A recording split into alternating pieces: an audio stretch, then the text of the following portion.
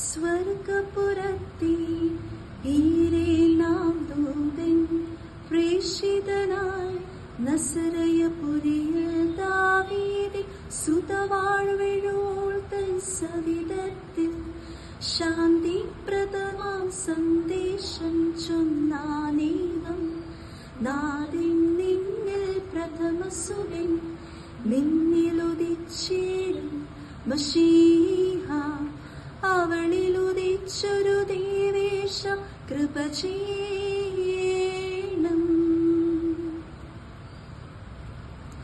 സ്വർഗാദൃശ്യ പ്രോന്നതഗേഹത്തിൽ നിവസിക്കും വത്നിമയാത്മമയും math വദനങ്ങളും ഈ പൂജാദികളും വാഴ്വേറ്റോളെ തന്മൊഴി പോൽ ശ്ലാഘിച്ചിടും. തൻ പെരുന്നാളാഘോഷിച്ചോർ